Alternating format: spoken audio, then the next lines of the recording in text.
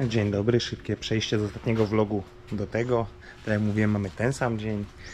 Aleksander Wojtysiak, Między Światami i życie na Filipinach. Zgodnie z tym, co mówiłem kończąc poprzedni vlog, mamy już informację od mechanika. Na ten moment silnik będzie myty, pukany, jak to się mówi. A my za chwilę, jak dzień się zacznie już na dobre, jedziemy po części. Od mechanika, przyjechał mechanik do wuja, bo gdzieś tu niedaleko mieszka. Jest też lista. Także jedziemy na zakupy albo polowanie. Zobaczymy, jak to sprawnie pójdzie, gdzie te części uda się uzyskać. Na sam początek, jak zawsze, dziękuję za wszystkie komentarze, lajki i witam nowych subskrybentów. Jedźmy w drogę, dostarczmy te części i miejmy nadzieję, że niebawem samochód będzie na chodzie, że znowu będzie można się po prostu przemieszczać bez pożyczania samochodu od wujka czy wynajmowania skuterów. Zróbmy to od początku dnia i wtedy będziemy mogli sobie coś tutaj dalej dubać i kontynuować w drogę. Jesteśmy u mechanika z pierwszymi częściami, które kupiliśmy z listy, którą widzieliście rano. Ale już dwie rzeczy musimy zwrócić, wymienić.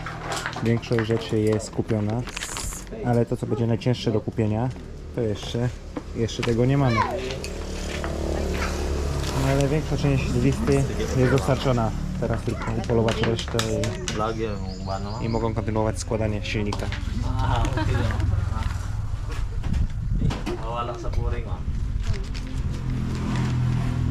Robi nam nową listę, żeby nie było nieporozumień. Na ten moment wydane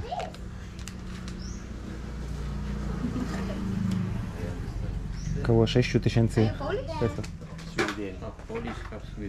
A, mamy tutaj. We were living in Norway before. We met in Norway, yeah. We bor i Norge. O, tutaj.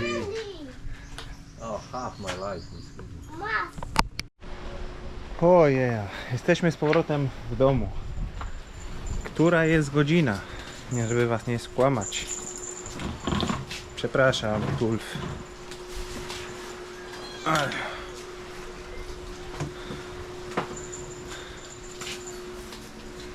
Godzina 15:14.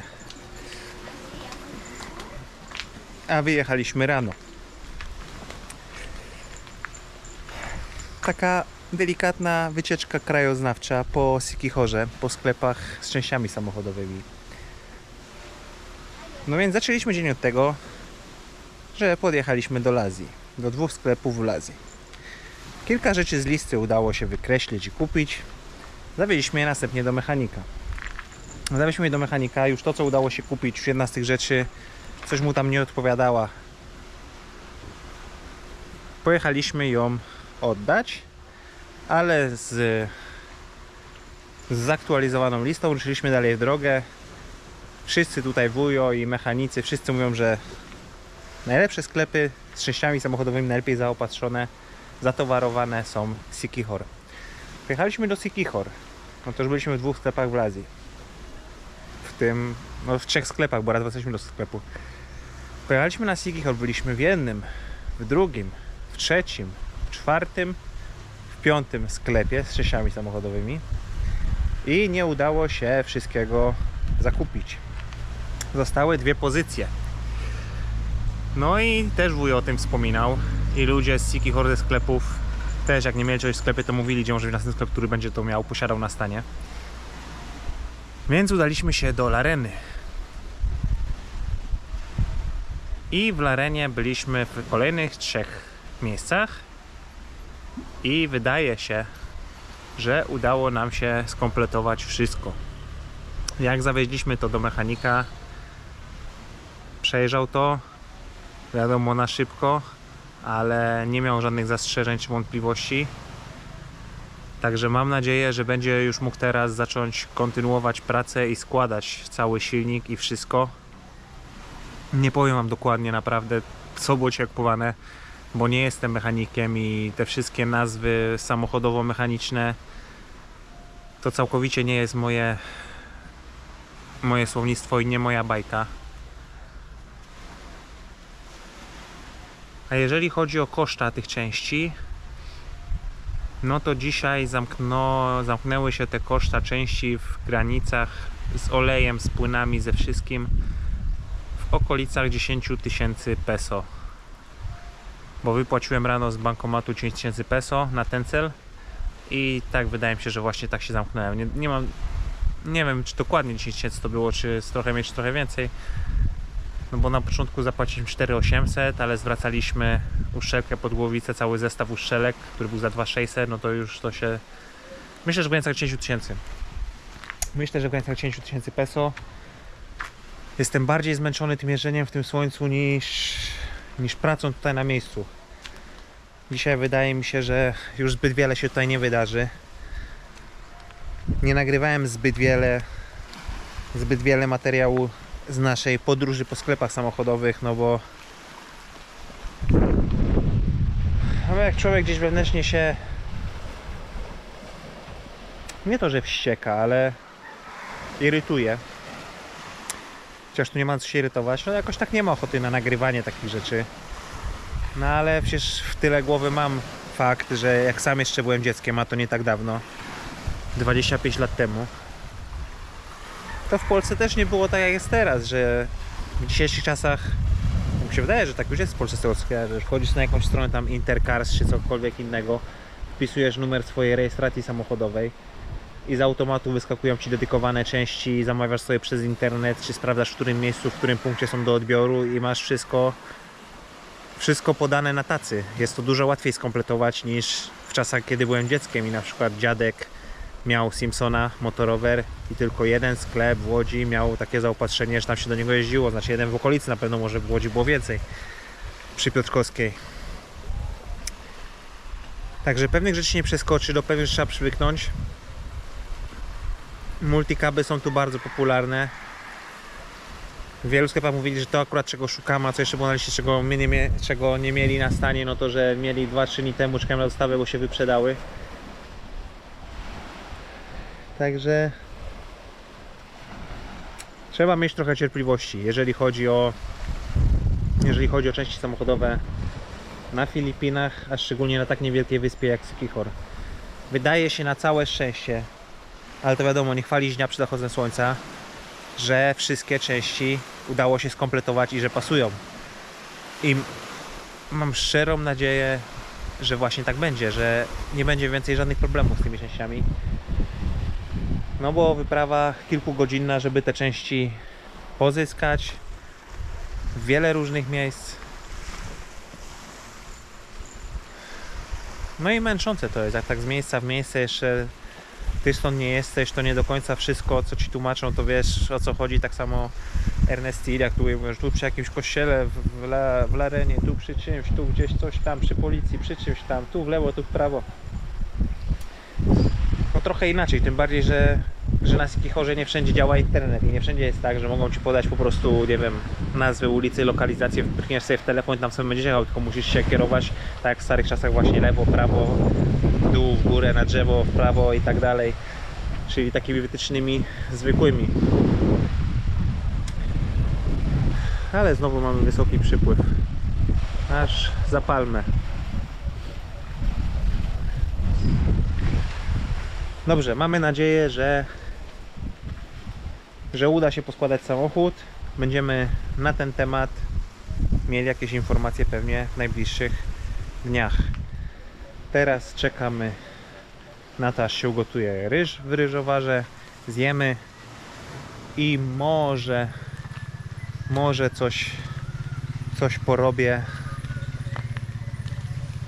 Ale to już jest tak późno, że to już się nic większego nie zacznie. Trzeba tak troszeczkę tylko z ciekawości zacząłem się bawić, jakby tego korzenia wyciągnąć, zacząłem go nacinać, żeby spróbować wyłamać to, uwolnić od tej części potem spróbować wyłamać tej głównej części, tamte dwa wyłamać i wtedy może ten duży, bo co dziwne z mojego doświadczenia wynika, że te mahonie, które tutaj były palone, które już dało się popalić, to one wcale tak głęboko nie mają pionowego korzenia w ziemię, tylko są bardziej rozłożyste, a te co są rozłożyste też nie są wcale takie długie, też były duże drzewa. Nie ma żadnego korzenia, bo wszystkie na bieżąco opaliłem, te co się uda z ziemi wygrzebać, ale no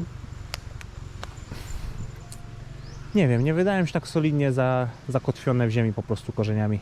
Jak palę te mahonie, to nie ma takiego problemu, że ten korzeń, nie wiem, tam 5 ileś metrów, że idzie nie wiadomo gdzie, tylko tak, on by był mocny gdzieś dotąd właśnie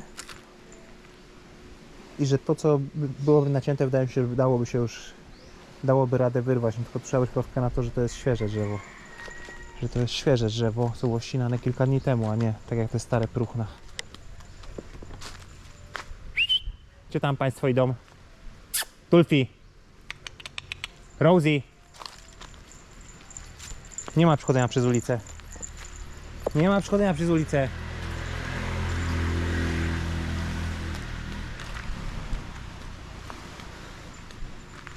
Co tam, Elwisku? Gorąco, piesku.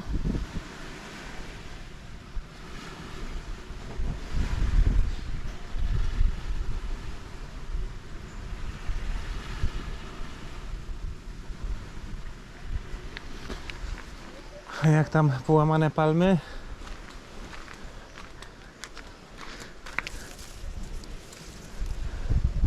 Wydaje się, że nic z tego nie będzie w samej wodzie, że liście więdną, opadają. Liście, czy jak to nazwać? Dobrze, zobaczymy co będzie potem. Nie mogę z nich. Teraz się bawią ganianego na zmianę praktycznie. Raz goni Tulfi, raz goni ona. Nie wiem jeszcze jak ona się nazywa. Jak ją nazwali. Tulfi cierpliwie na nią czeka. Pokazał się. O, jeszcze kurę zaangażowali, koguta. Postój.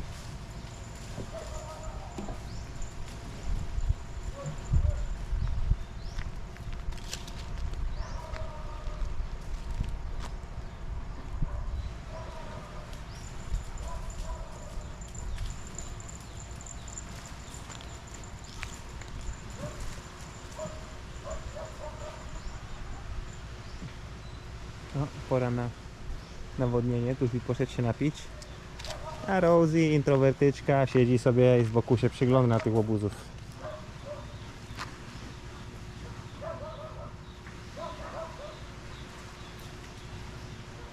No, wrócił kogut. Ale to jest raczej kogut nie do walk, tylko na zupę, bo za mały.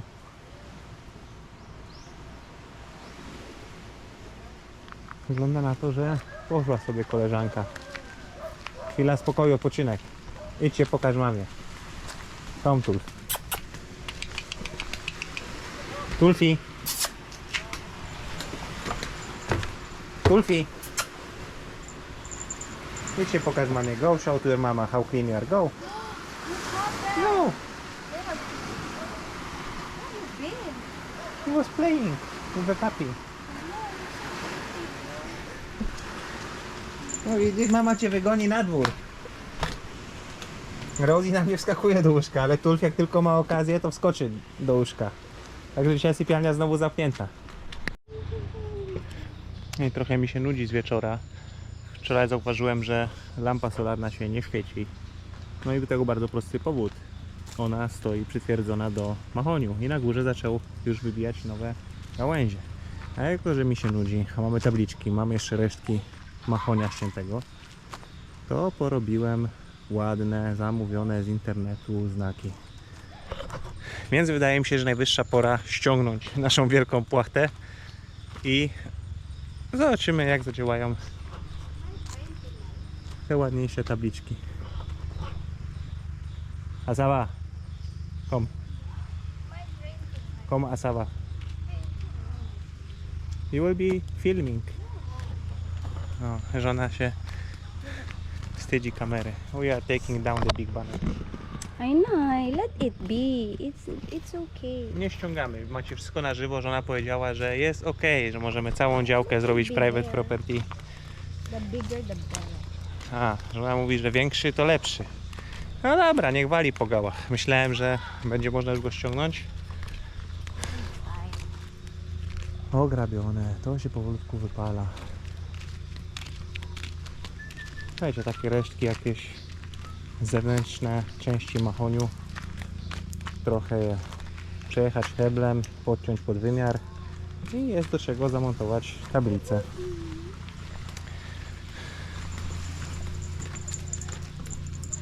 Sam obóz, obóz 1, obóz 2, obóz 3.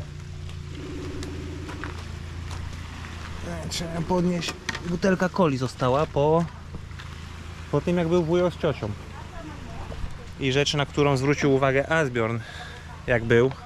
Pierwszą noc, jak spali w Lazy Beach Club obok nas, tam, to Asbjorn poszedł do baru i jakoś w Norwegii ja z Asbjornem lubiłem, jak już sobie usiąść i napić czegoś, to piliśmy Jägermeistera. To zamówił 2 szoty Jägermeistera. Ale jak mu nalali tego Jagera, to był taki jakiś bardziej klarowny, nie był taki, wiecie, jaki ci co pili Jägermeistera to wiedzą, to jest takie brązowe, bardzo ciemno brązowe, taki kolor ma. I tak samo z kolą, ta kola tutaj poleżała, to jest normalna kola w butelce zamknięta, która jak był wujek, to jak przystaliśmy stół, to upadła i tak se leżała, no nikt nie miał, nie zbierał się, żeby ją podnieść, a potem poza tym zacząłem potem, że właśnie jakby się kolor z niej wytrąca bardzo mocno i zostawiłem ją jeszcze na dłużej, zobaczyć co się stanie. Wiecie, piwo się sprzedaje w brązowych butelkach, bo ma to jakieś swoje właściwości właśnie przed promieniami słonecznymi. Jägermeister też ma ciemną butelkę i też zapewne ma to związek z tym, że promienie słoneczne nie wnikały za bardzo w tą miksturę. A na przykładzie coli widać, jak kola jest w przezroczystej butelce, jak dosłownie w 2 dni na słońcu całkowicie wyblakła. I ciekawe, co się z nią stało z takiego chemicznego punktu widzenia. Nie będę oczywiście jej pił, próbował jak teraz smakuje, chociaż to jest normalna kola zamknięta w butelce. Widać, że odparowało bardzo dużo wody z niej na butelce. Ale chyba właśnie to samo stało się z Jagerem tutaj w Lazy Beach Club. On jest niby w barze, niby stoi pod dachem, ale i tak wydaje mi się, że za dużo promieni UV, czy jakiś tam od słońca przyjął. I wyblakł w tej butelce. I w ogóle był inny w smaku, całkowicie inny w smaku był ten Jägermeister. Dobrze, będę kończył na dzisiaj. Zobaczymy, co przyniesie jutro. Czy przyniesie nam taką możliwość, żeby odebrać samochód od mechanika. Czy uda im się to poskładać na jutro, czy wszystko jest ok z częściami.